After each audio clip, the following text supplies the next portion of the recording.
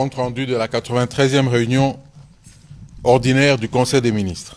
Son Excellence, Monsieur le Président de la République, chef de l'État, Félix Antoine Tshisekedi Tshilombo a présidé ce vendredi 26 juin 2026 à la Cité de l'Union africaine à Kinshasa la 93e réunion ordinaire du Conseil des ministres du gouvernement de la République. 5 points étaient inscrits à l'ordre du jour, à savoir 1. Communication du Président de la République, chef de l'État. 2. Point d'information. 3. Approbation d'un relevé des décisions du Conseil des ministres. 4. Examen et adoption des dossiers. 5. Examen et adoption des textes. Communication du Président de la République. Le Président de la République, chef de l'État, a apporté sur 2 points principaux, à savoir du recouvrement des créances résultant des crédits et des subventions octroyées par le Fonds de promotion de l'industrie, FPI. Le Président de la République tient à voir le Fonds de promotion de l'industrie, FPI, jouer son rôle en tant que l'un des principaux instruments de financement de la politique nationale d'industrialisation. À ce titre, il est appelé à soutenir la création, la modernisation et l'expansion du tissu industriel national afin de renforcer notre autonomie productive, de créer des emplois et de réduire notre dépendance vis-à-vis de l'extérieur. Cependant, le portefeuille du Fonds de promotion de l'industrie demeure grévé par plus de 500 créances échues et impayées, représentant un encours de plus de 300 millions de dollars américains à recouvrer. Cette situation est particulièrement préoccupante, d'autant plus qu'elle affecte sensiblement les capacités d'intervention de cet établissement dans le financement et l'accompagnement du développement industriel. Le non-respect des engagements contractuels par certains bénéficiaires prive le fonds des ressources considérables, réduit sa capacité d'intervention et compromet le financement de nouveaux projets industriels pourtant indispensables à la transformation économique de notre pays. Le Président de la République attache une importance personnelle à ces dossiers de recouvrement dans le contexte actuel où notre pays s'emploie à accélérer sa diversification économique, à promouvoir la transformation locale de nos matières premières, à créer davantage d'emplois pour notre jeunesse et à renforcer notre souveraineté économique. Chaque dollar recouvré doit être réinvesti au service de l'industrialisation nationale et de la prospérité collective. Il a salué les initiatives déjà entreprises par le Fonds de promotion de l'industrie en vue du recouvrement de ses créances et lui exprime tout son soutien pour garantir l'exécution effective des obligations contractuelles des bénéficiaires des crédits accordés.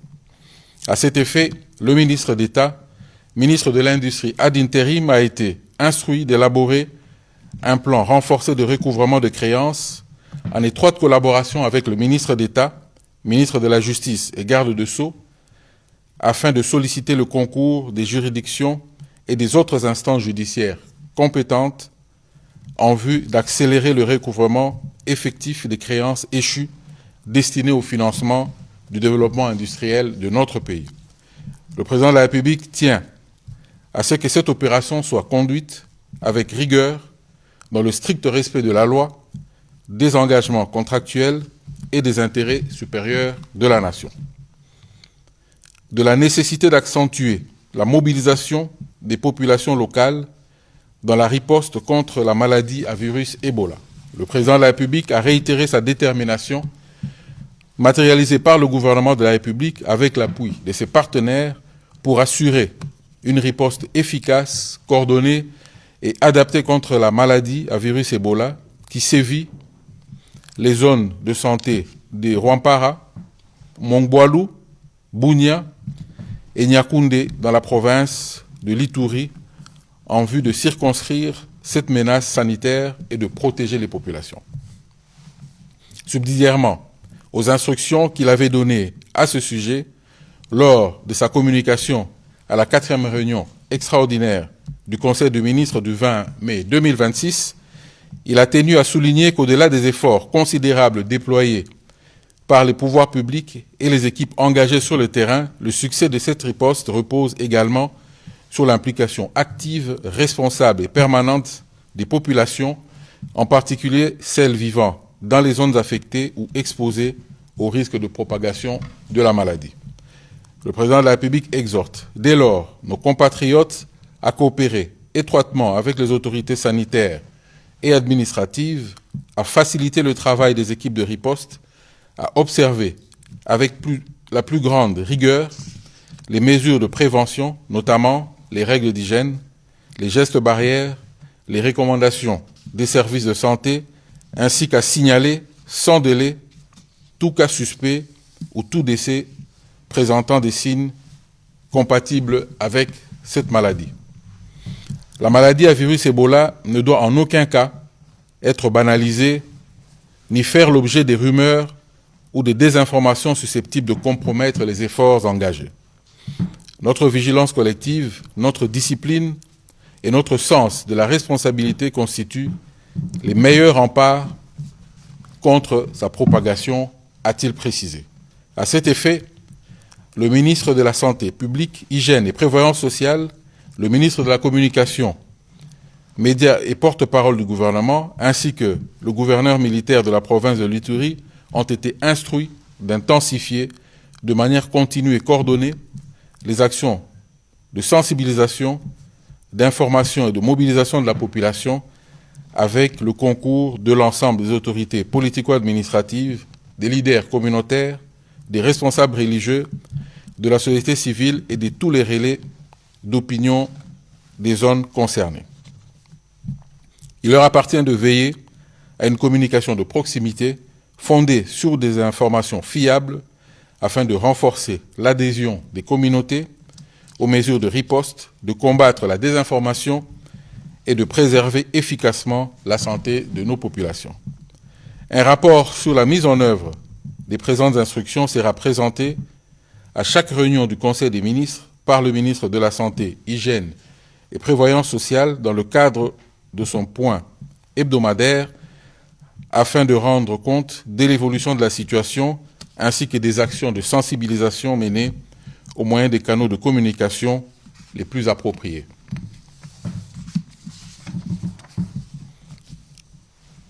Dans la suite de la communication du président de la République, la première ministre chef du gouvernement est revenue sur le rapport d'étape de la commission ad hoc sur la protection du patrimoine de l'État affecté au secteur de l'éducation.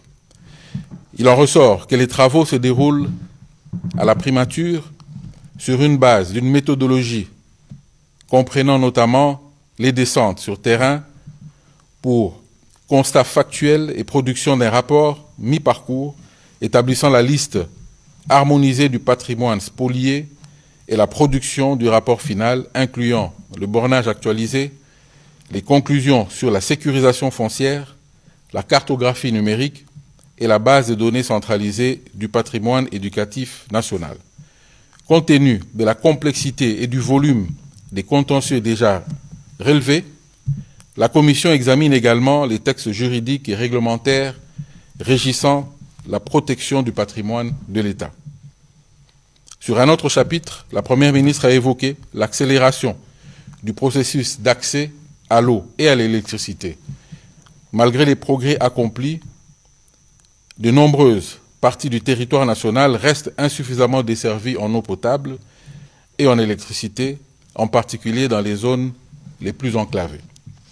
En conséquence, la Première ministre a instruit le ministre des Ressources hydrauliques et électricité, en concertation avec le vice-premier ministre en charge de l'économie, le ministre d'État en charge du développement rural, le ministre des Finances, le vice-premier ministre en charge du budget, la régie des eaux, l'ANSER et les autres opérateurs concernés de lui soumettre, dans un délai de 30 jours, une proposition gouvernementale pour l'équité territoriale visant à assurer une première desserte intégrée en eau potable et en électricité dans les territoires les plus enclavés. Cette initiative n'a pas vocation à se substituer à celle déjà engagée par le gouvernement en matière d'accès aux services essentiels. Elle viendra au contraire les compléter, les renforcer et mieux les articuler. Son ambition demeure qu'aucune province de la République ne demeure durablement sans premiers accès à ces services essentiels, la Chuapa et le Sankourou constituant les provinces pilotes de cette initiative. La proposition précisera les localités prioritaires, les solutions techniques retenues, le calendrier de mise en œuvre, le coût des investissements, les modalités de financement ainsi que les partenariats susceptibles d'être mobilisés afin que les premiers projets puissent être engagés dès la validation de la dite initiative. La Première ministre a fini sa communication en évoquant l'état d'avancement du processus de retrait de la République démocratique du Congo de la liste grise du groupe d'action financière, GAFI en sigle. Sous la coordination technique de la cellule nationale des renseignements financiers CNRF, la Task Force nationale a transmis 10 rapports de progrès ayant servi de base aux échanges techniques avec le GAFI. La session plénière du GAFI, tenue à Paris en juin 2026, a formellement reconnu que notre pays avait exécuté de manière largement satisfaisante l'ensemble des 23 actions du plan prescrit. Ces résultats remarquables obtenus en moins de 4 ans témoignent de la cohérence et de la continuité de l'État, de l'action réformatrice du gouvernement. La prochaine étape décisive sera la mission à Kinshasa des experts du GAFI prévue en août 2026 qui permettra d'apprécier l'effectivité et la pérennité des réformes ainsi que le maintien de l'engagement politique du gouvernement. Une conclusion favorable devrait conduire, lors de la session plénière d'octobre 2026, au retrait de la RDC de la liste grise. Ce retrait renforcerait la crédibilité et l'attractivité de notre pays, tout en consolidant les efforts du gouvernement en matière de gouvernance financière et de lutte contre les flux financiers illicites. Les membres du gouvernement ont été invités à demeurer pleinement mobilisés afin d'assurer une préparation optimale de la mission des experts du GAFI, notamment par le renforcement de la coordination entre les institutions concernées et par l'appui résolu aux activités opérationnelles du FOLUCO, dont l'effectivité sera scrutée par les évaluateurs au titre de la pérennisation des acquis. Les ministres concernés ont été appelés à assurer, avec la CNRF et le FOLUCO, sous la coordination du ministre des Finances, une préparation optimale de la mission. 2 points d'information. État et administration du territoire. Le vice-premier ministre, ministre de l'Intérieur, Sécurité, Décentralisation et Affaires coutumières a présenté au Conseil le rapport sur l'État et l'administration du territoire national. Au cours de la semaine qui s'achève, l'état d'esprit de la population a été marqué notamment par la visite du président Burundi à Kinshasa sur invitation du président de la République, une présence qui témoigne de la proximité entre les deux pays comme signe de l'excellence des relations de bon voisinage. Le soutien de la population à l'équipe nationale et Léopard Football qui défend les couleurs de la République démocratique du Congo à la Coupe du Monde 2026. Sur le plan politique, le point a été fait sur les séances de travail organisées dans le cadre de la stabilité des institutions provinciales avec les membres du bureau de l'Assemblée provinciale du Congo central ainsi que quelques élus provinciaux sur les conflits autour de la composition du bureau et la clôture de la session ordinaire de mars 2026. Et les membres du bureau des assemblées provinciales du Haut-Lomami, du Maniema et du Kasaï oriental, ainsi que certains députés provinciaux, auteurs des motions et pétitions contre les membres du bureau de leurs assemblées provinciales respectives. Il a été question de rappeler la stricte application de l'instruction du chef de l'État sur la stabilité des institutions provinciales.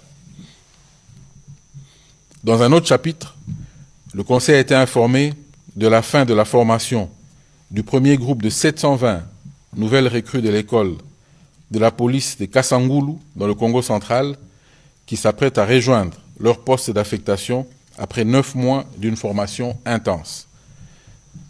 Ces nouveaux effectifs vont renforcer les rangs des forces de l'ordre. Dans la continuité de ces efforts, le ministère de l'Intérieur, Sécurité, Décentralisation et Affaires coutumières va officiellement lancer, le 2 juillet 2026, à l'école de police de Kapalata dans la province de la Chopo, la formation initiale de 1600 nouvelles recrues. Ce cycle, qui débute au cours du second semestre 2026, marque une nouvelle étape dans la modernisation de notre police.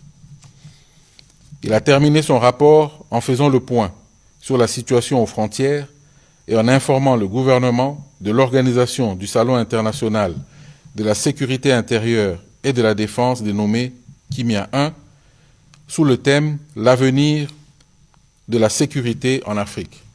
Drones, robotique, intelligence artificielle et véhicules autonomes du 1er au 3 décembre 2026 à Kinshasa. Le Conseil a pris acte de ce rapport. Situation sécuritaire. De son côté, le vice-premier ministre, ministre de la Défense nationale et ancien combattant a brossé la situation opérationnelle et sécuritaire en revenant spécifiquement sur les détails concernant les provinces du Nord Kivu, Sud Kivu et de l'Ituri. Il a indiqué que les attaques menées par les troupes de la coalition RDF, AFC, M23 contre nos positions ont été systématiquement repoussées et mises en échec par nos forces armées de la République démocratique du Congo. Grâce aux efforts consentis par nos forces de défense et de sécurité déployées dans le territoire de Béni, il a été enregistré la libération de plusieurs civils pris en otage par les terroristes ADF, IS, CAP. Dans le souci de restaurer durablement la paix et la sécurité dans la zone impactée par le phénomène Mobondo, l'opération Ngeba, menée au niveau du triangle Congo central, Kinshasa, Grand Bandundu, est passée de la phase d'intervention à celle de stabilisation, marquée par la suspension des actions coercitives au profit de la sensibilisation. C'est dans ce contexte que l'état-major général a réceptionné officiellement les armes remises par l'ex-milice Mobondo, acte marquant une étape décisive dans la neutralisation du phénomène Mobondo grâce à la campagne de désarmement lancée par le président de la République, commandant suprême des FARDC. Il a enfin rassuré que les unités de nos forces armées demeurent en alerte et font preuve de bravoure et de professionnalisme sur tous les fronts pour protéger nos compatriotes et défendre la patrie contre l'ennemi. Le Conseil a pris acte de ce rapport. Évolution de la situation récente sur le marché des changes ainsi que des biens et services. Intervenant comme invité, le gouverneur de la Banque centrale du Congo a fait le point sur le développement de la conjoncture économique du pays. Il a indiqué que l'environnement économique intérieur reste globalement stable dans un contexte marqué par une inflation hebdomadaire contenue et une appréciation du franc congolais sur le marché des changes. Au cours de la troisième semaine du mois de juin 2026, il s'est observé un léger ralentissement du rythme de formation des prix intérieurs. Le taux d'inflation hebdomadaire s'est établi à 0,19% contre 0,20% la semaine précédente. Le taux d'inflation s'est établi à 4,6% en cumul et 2,8% en glissement annuel contre respectivement 4,1% et 8,5% à la même période de l'année précédente. À la clôture du 19 juin 2026, le taux d'échange s'est fixé à 2240 francs congolais sur le marché interbancaire et 2295,84 francs congolais sur le marché parallèle, correspondant à une appréciation hebdomadaire de la monnaie nationale de 2,31% et 1,69% respectivement. En rythme annuel, le franc congolais s'est déprécié de 2,62% à l'interbancaire et s'est apprécié de 0,63% au parallèle. Le cours mondial des principaux produits de base intéressant l'économie congolaise, cuivre, or, cobalt, etc., se sont globalement bien comportés. Considérant les facteurs de risque sur le plan externe et interne, le gouverneur de la Banque centrale du Congo a formulé une série de recommandations ciblant les politiques monétaires et budgétaires. Le Conseil a pris acte de ce rapport. Évolution de la situation humanitaire. La ministre d'État, ministre des Affaires sociales, Action humanitaire et Solidarité nationale a fait le point de la situation humanitaire en République démocratique du Congo pour la période allant du 8 au 23 juin 2026. Au cours de cette période, le mécanisme national de veille humanitaire a enregistré plusieurs alertes, notamment sur l'impact humanitaire de la maladie à virus Ebola, caractérisée par le besoin en assistance alimentaire d'urgence pour plus de 1,5 million de personnes qui vivent dans 69 sites de déplacés internes répartis à travers l'ensemble de la province. Cette situation est aggravée par l'insuffisance de l'accès à l'eau potable et aux latrines. Par ailleurs, elle a fait le rapport au gouvernement des interventions faites en faveur des populations affectées ainsi que des assistances en vivres et articles non alimentaires apportés notamment à 3148 ménages de la province du Tanganyika et à 1915 autres dans le Haut-Touélé. Dans le cadre de la riposte contre la maladie à virus Ebola en Ituri, le gouvernement, avec l'appui de ses partenaires, poursuit la mise en œuvre des mesures de protection et de prise en charge des enfants dont les parents sont affectés ou décédés par la maladie à virus Ebola, ainsi que l'accompagnement des familles vulnérables. Le gouvernement reste mobilisé pour la mise en œuvre urgente d'actions coordonnées et plus efficaces pour renforcer sa réponse humanitaire. Le Conseil a pris acte de ce rapport. Situation épidémiologique. Le ministre de la Santé publique, Hygiène et Prévoyance sociale a fait le point de la situation de la 17e épidémie de la maladie à virus Ebola.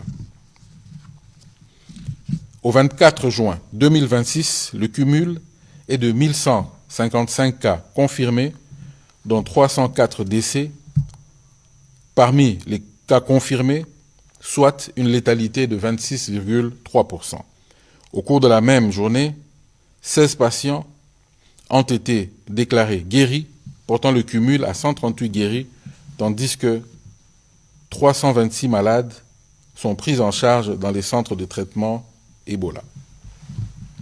Les actions de riposte sont en cours et tiennent compte de la surveillance épidémiologique, du suivi rigoureux, de l'investigation rapide des alertes, ainsi que la prise en charge des malades dans le but de stopper la chaîne de propagation. Le ministre de la Santé publique, Hygiène et Prévoyance sociale a évoqué certaines mesures de santé publique exécutoires découlant du plan de préparation de réponse Une santé à la maladie à virus Ebola, lesquelles ont été entérinées dans son arrêté ministériel. Il s'agit,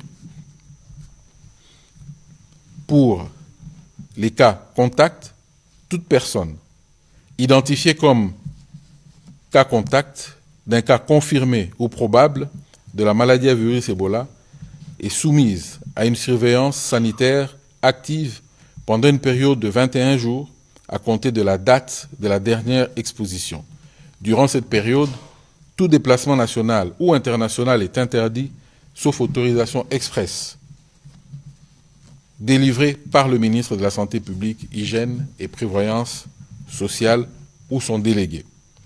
Tout personnel ayant participé aux activités de riposte contre la maladie à virus Ebola dans une zone affectée est soumis à une surveillance sanitaire obligatoire de 21 jours après son retour. Durant cette période, tout déplacement international est interdit, sauf autorisation préalable du ministre de la Santé publique, Hygiène et Prévoyance sociale ou son délégué. Pour toute personne ayant séjourné dans une zone, dans une province affectée par l'épidémie, ne peut effectuer un voyage international qu'après avoir observé une période minimale de 21 jours en dehors de la province concernée. En outre, tout passager empruntant un vol international est tenu de remplir préalablement le formulaire de santé publique délivré par le Programme national de l'hygiène aux frontières. Par ailleurs, le plan transfrontalier de riposte de 90 jours entre la République démocratique du Congo et l'Ouganda a été officiellement lancé. Il vise à renforcer la coordination bilatérale de la riposte avec comme principale priorité la mise en place et le renforcement des capacités conjointes de laboratoires ainsi que l'amélioration des dispositifs de prise en charge clinique des cas. Le Conseil a pris acte de cette note d'information. Note d'information relevant du secteur des sports et loisirs. La ministre de la Culture, Arts et Patrimoine a, au nom du ministre des Sports et Loisirs, en mission, fait le point au Conseil de la participation de l'équipe nationale, les Léopards A, messieurs, à la Coupe du Monde FIFA 2026. À la lumière des résultats des deux premiers matchs livrés respectivement contre le Portugal et la Colombie, les perspectives de qualification demeurent réelles et entièrement dépendantes du résultat de la troisième rencontre face à l'Ouzbékistan. Et nos fauves sont plus que déterminés à relever ces défis. Les services compétents du ministère des Sports et Loisirs assurent un suivi permanent de l'évolution de la compétition en étroite collaboration avec la délégation officielle présente sur place. Une communication régulière sera assurée afin d'informer le gouvernement de l'évolution des résultats du classement final de notre équipe à l'issue de cette phase des groupes ainsi que des éventuelles étapes ultérieures de la compétition. Le gouvernement demeure pleinement mobilisé aux côtés de nos léopards afin de leur assurer l'accompagnement institutionnel nécessaire et de soutenir les efforts de tous les Congolais, y compris sa diaspora mobilisée autour de notre sélection nationale pour une victoire dans la nuit du samedi 27 à dimanche 28 juin 2026. Le Conseil a pris acte de cette note d'information. Note d'information relevant du plan. Le ministre d'État et ministre du Plan et de la Coordination de l'aide au développement a présenté le rapport d'examen national volontaire des objectifs de développement durable, ODD. Il souligne que la RDC met en œuvre l'agenda 2030 dans un contexte marqué par des défis sécuritaires, humanitaires et de crise mondiale de l'aide publique au développement. En dépit de cette situation, notre pays progresse inlassablement dans la mise en œuvre des ODD avec des résultats encourageants. Plusieurs réformes engagées ont permis d'améliorer le bien-être et réduire les inégalités tel qu'il ressort des données les plus récentes.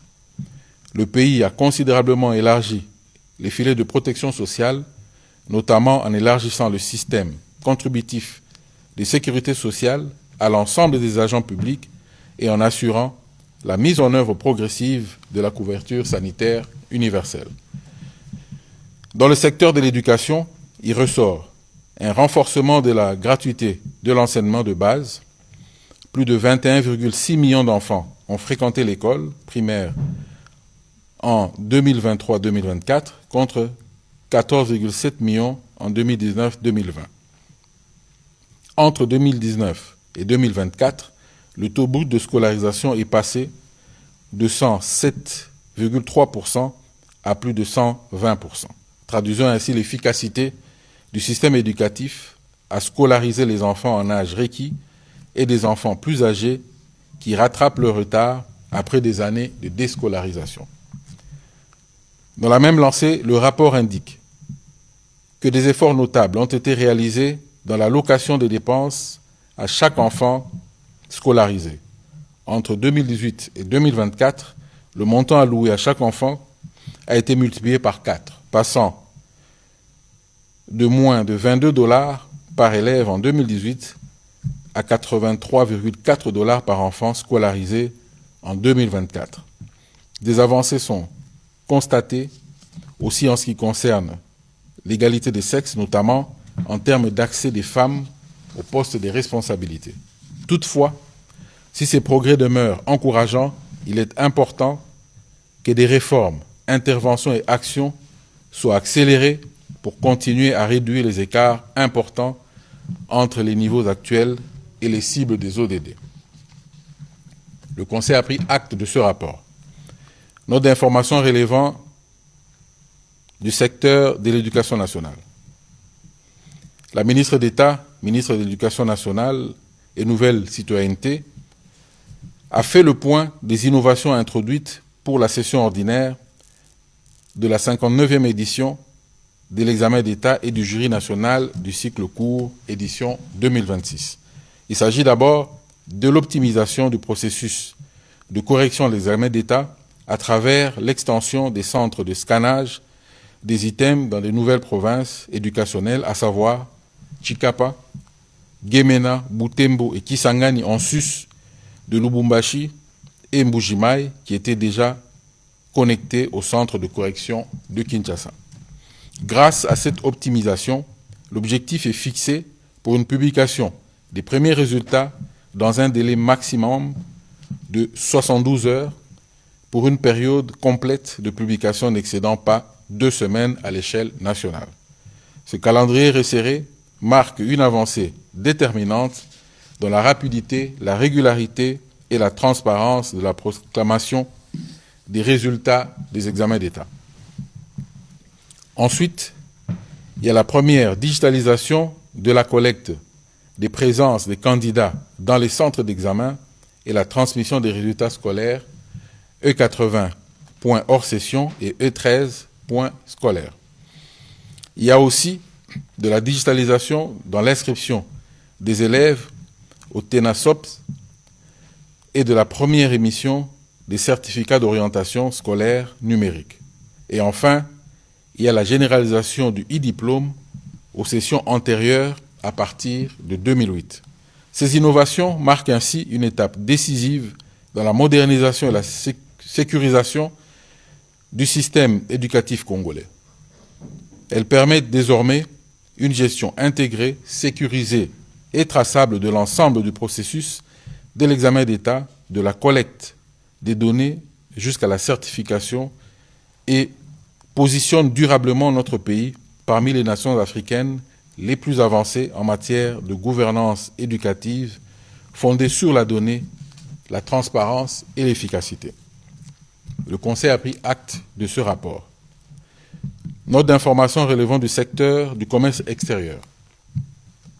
Le ministre du Commerce extérieur a quant à lui informé le Conseil de la situation des projets relevant de son secteur sous financement de la Banque mondiale affectés par l'occupation de certains territoires par la coalition M23, AFC, RDF dans l'est du pays.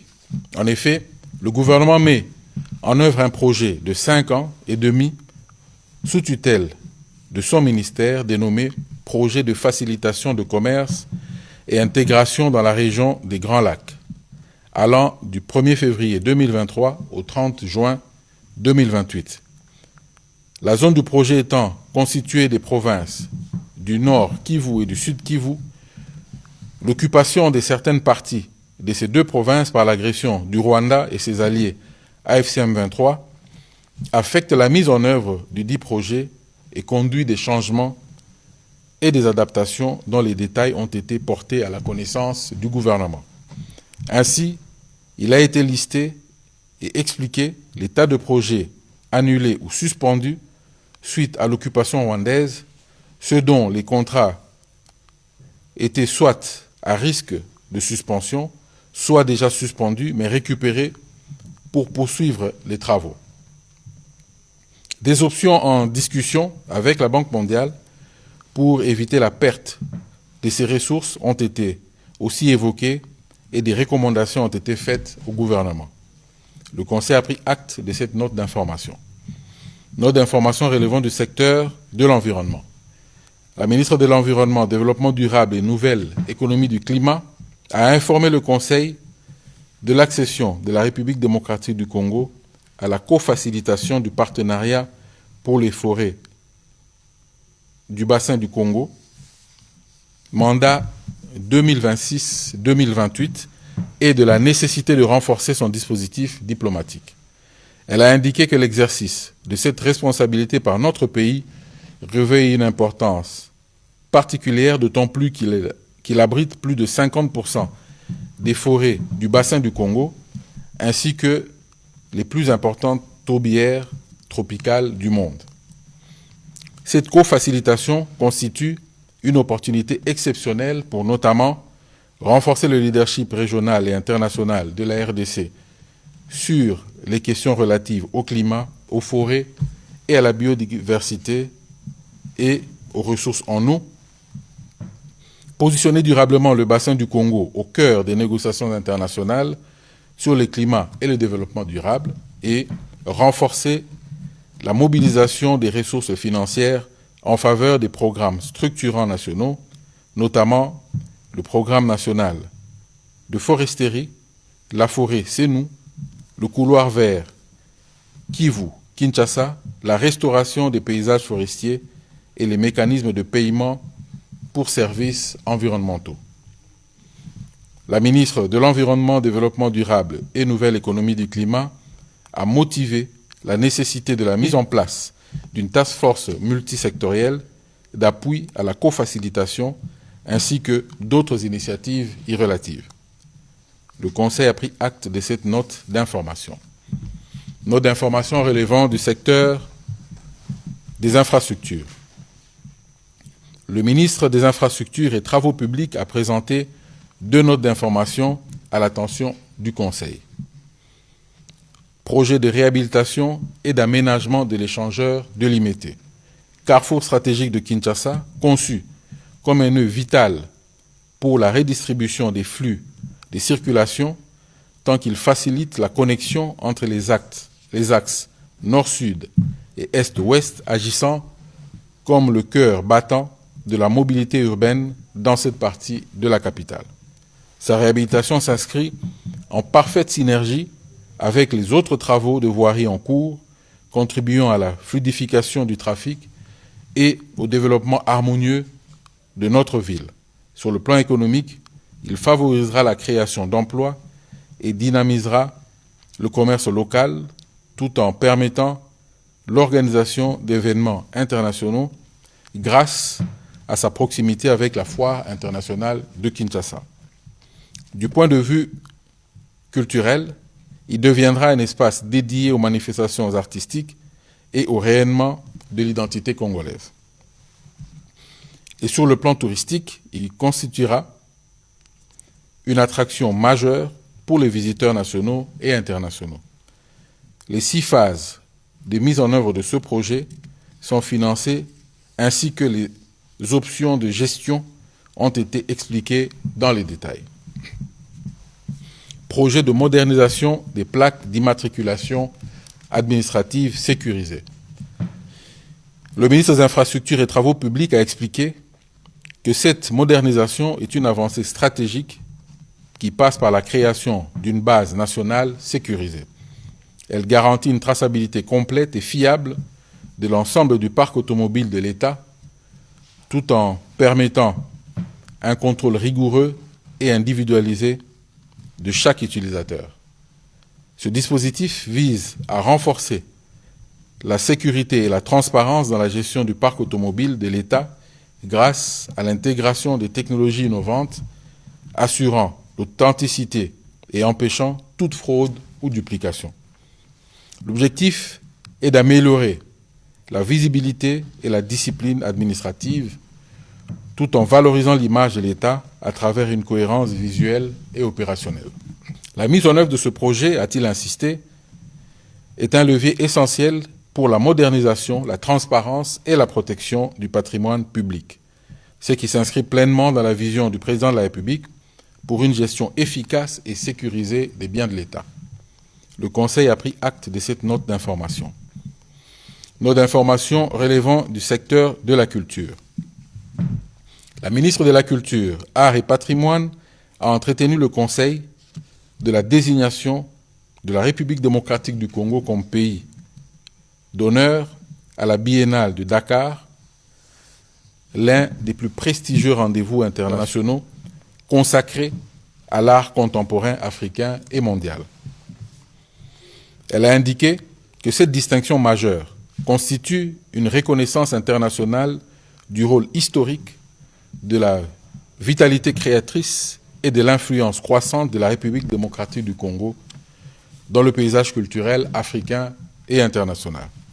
Cette désignation offre à notre pays une opportunité exceptionnelle de renforcer son positionnement culturel et diplomatique sur les scènes africaines et internationales, de promouvoir les industries culturelles et créatives nationales comme secteur porteur de croissance et d'emploi, d'attirer de nouveaux partenaires culturels, institutionnels et économiques et de renforcer son image et son attractivité à travers la valorisation de son patrimoine culturel, matériel et immatériel, ainsi que sa création contemporaine.